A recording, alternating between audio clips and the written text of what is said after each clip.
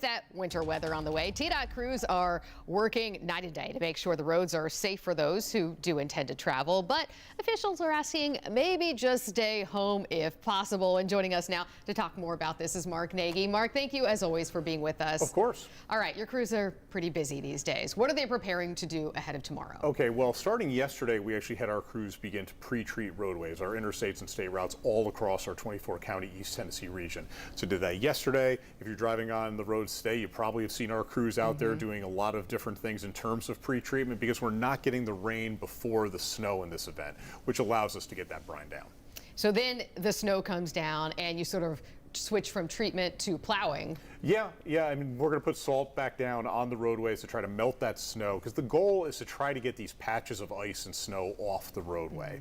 And unfortunately, as those temperatures continue to drop, especially when you get below 20 degrees, there's only so much that our supplies are able to do. So that's why we're stressing to folks, we say it every single time, but if you do not have to be on the roads, if it's not a vital importance for you to be driving, stay at home for the next 24 to 48 hours at least.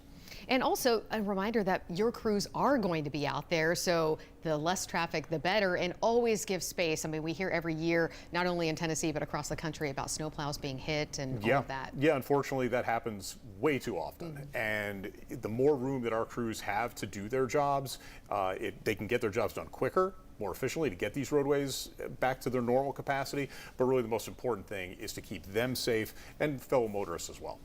Then you're sort of looking ahead to after the snow event, and that could really become the trickiest time. Yeah, and I think this is kind of what we saw last year when we had the significant snowfall in the middle of January, because as those temperatures continue to stay low, there's going to be that possibility of refreezing and black ice, and that's when very dangerous things can happen. So, hopefully Mother Nature can help us out a little bit, but unfortunately, if these temperatures are going to be very cold and we get a lot of cloud cover, then the possibility of this being a longer lasting storm will increase, even with the snow no longer falling. Do you have any advice for folks, anything you would like them to do or not do other than staying home as we head into this? That's the first thing I want to say that every single time, stay home. But if you do have to be on the roadways, make sure your car is in proper working order. The last thing you want is to be stranded on the side of the road. Have an emergency kit too, bottles of water, blankets, maybe a battery for your phone. Maybe that can help make things a little bit easier.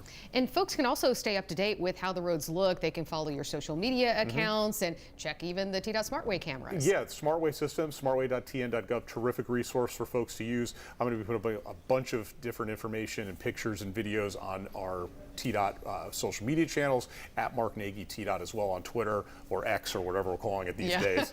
So we'll have a lot of information, a lot of details on there. Well, thank you as always for stopping by, and good luck. I know your crews are going to be putting in some long hours in the coming days.